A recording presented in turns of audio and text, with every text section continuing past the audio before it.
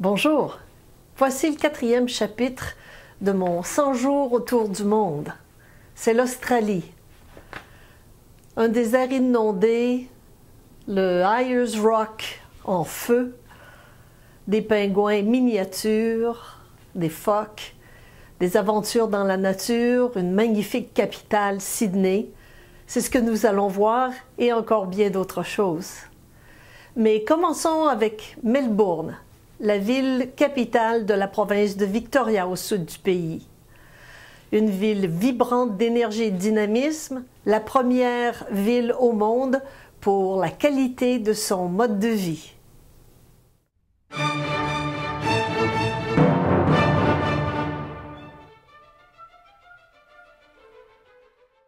J'arrive donc à Melbourne, dans le sud de l'Australie. Melbourne au premier rang des villes du monde où il fait bon vivre. Deux amis m'emmènent voir la ville avec un arrêt à la Shot Tower, ancienne fabrique de munitions, intégrée à un centre d'achat et sa magnifique horloge qui sonne le coup de midi. Un arrêt à la Victoria State Library pour voir l'exposition Shop Till You Drop. Comme quoi le magasinage existe depuis très longtemps et partout dans le monde. Et on ne peut qu'apprécier ce magnifique édifice historique si bien entretenu. Melbourne vibre de jeunesse, de dynamisme, d'art et d'histoire, d'architecture, de bons restaurants et de bon goût.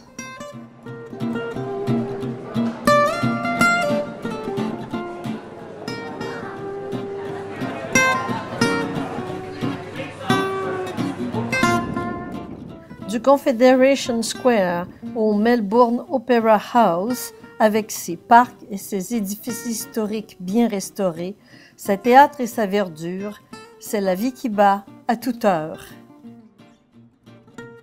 Installée de chaque côté du fleuve Yarra qui ondule à travers la ville, Melbourne est sans conteste une très très belle cité. En fin d'après-midi, mon ami m'entraîne dans une petite ruelle étroite. À Melbourne, plusieurs de ces petites ruelles abritent des escaliers qui vous conduisent directement sur des bars-terrasses aussi accueillants qu'inattendus.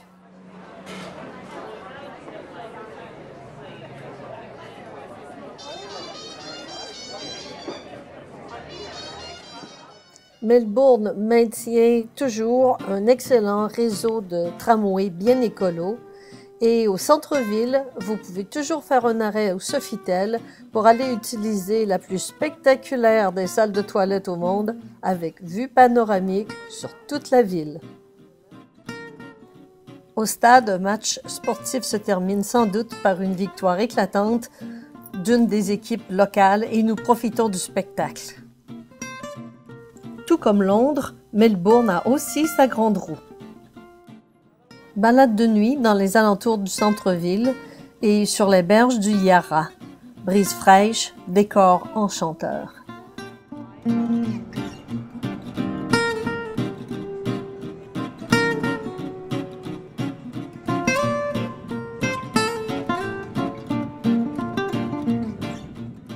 Le lendemain matin, dim sum dans le quartier chinois, en famille. C'est une grande chance et un grand bonheur que d'être accueilli par des amis dans une ville étrangère. Melbourne est une ville accueillante et on s'y sent en sécurité. C'est une ville qui bat au rythme du 21e siècle. C'est une ville où il est agréable de marcher. Au programme de la journée, une visite au Australian Centre of the Moving Image pour voir les faits saillants et documents de l'histoire du cinéma, de la télévision jusqu'aux jeux vidéo. Melbourne, ville ouverte sur la culture du monde entier.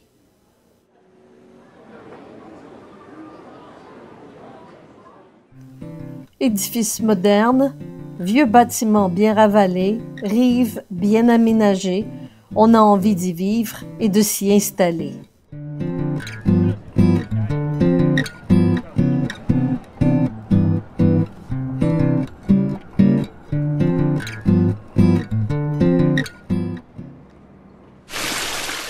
Le jardin du très beau musée d'art de Melbourne me réservait une autre surprise à part son mur d'eau formidable, un Balzac de Rodin.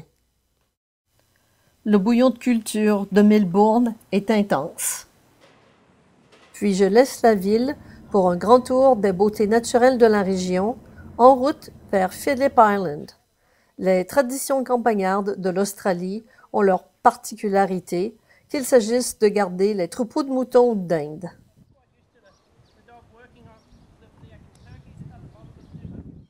Mais rien n'est plus étonnant qu'une première découverte du petit kangourou, le wallaby, dans son habitat naturel, si ce n'est peut-être celle des bancs de phoques qui se prélassent au soleil en pleine mer au large de la côte.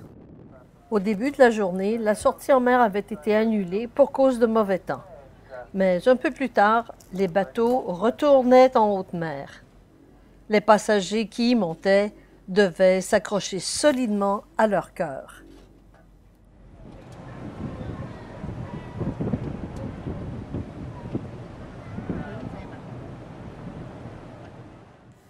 Les phoques, eux, semblaient imperturbables.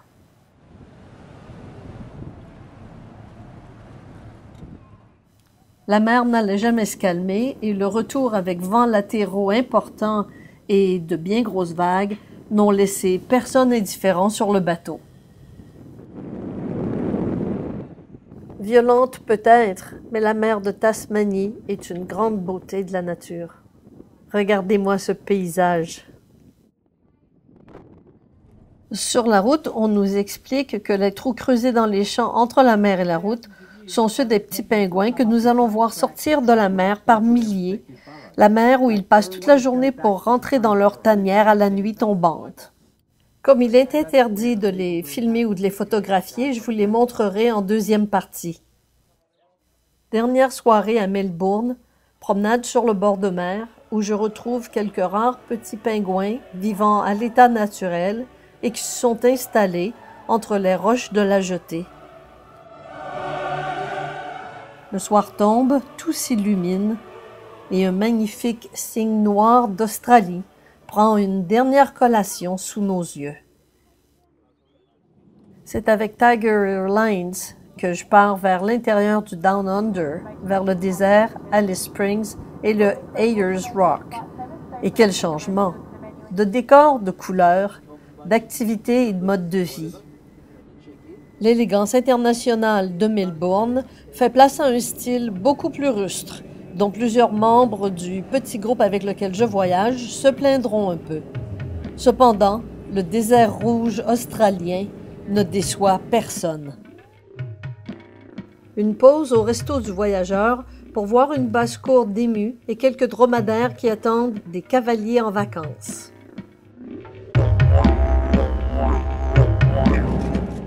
Un peu plus tard, le long de la route, on voit des dromadaires en liberté. Ils ont été libérés par leur maître car jugés trop vieux pour le labeur. Ils finiront donc leur jour en paix dans un désert moins aride que celui de leur pays d'origine. Nous pénétrons davantage sur le territoire et le sol ocre, sans relief, fait apparaître un premier monolithe. Non, ce n'est pas encore celui qu'on appelle avec respect « The Rock », mais bien le mont Connor. Nous sommes sur le territoire aborigène et Uluru nous attend. À la pause, une affiche nous met en tête à tous cette image à capturer. Mais d'abord un trekking dans les Olgas, bien sculpté par le sable et par les vents, et qui offre par moments un paysage presque lunaire.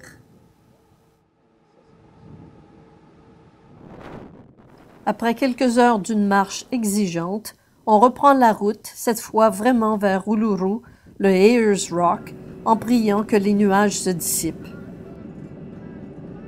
C'est la fin de l'après-midi et notre guide et son collègue nous servent, semble-t-il, c'est la tradition, un verre d'eau mousseux et quelques bouchées, question de nous consoler d'un ciel gris, annonçant l'absence d'un coucher de soleil tant espéré.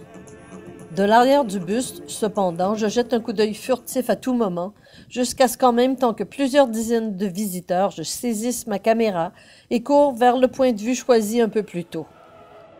À l'horizon, face au monolithe, icône symbolique du outback australien, le soleil démarre son spectacle de lumière sur les flancs d'Uluru.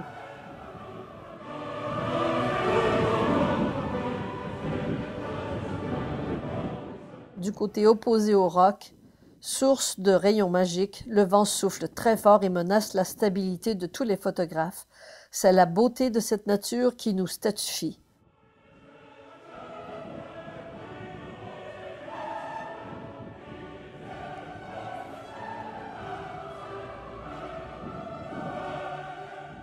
Et comme si ce n'était pas assez, un arc-en-ciel et son reflet se forment dans le ciel. Moment magique.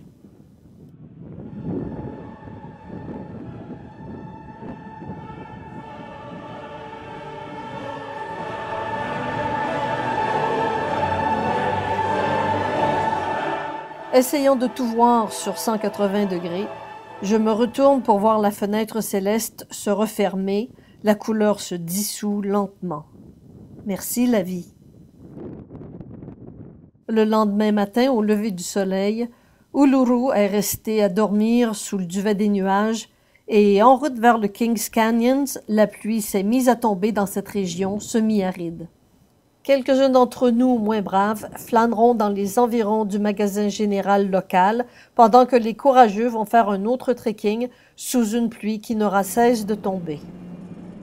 Sur la route du retour vers Alice Springs, la pluie s'accumulait et commençait à endommager fortement la route. Le désert était inondé. Le lendemain matin, à Alice Springs, c'était pratiquement l'inondation totale. La rivière Todd était sortie de son lit. J'ai donc quitté l'hôtel pour l'aéroport un peu plus tôt, de peur de ne pouvoir le faire plus tard. À bientôt pour la suite, dans la merveilleuse capitale de l'Australie, Sydney. We would also appreciate the correct change wherever possible.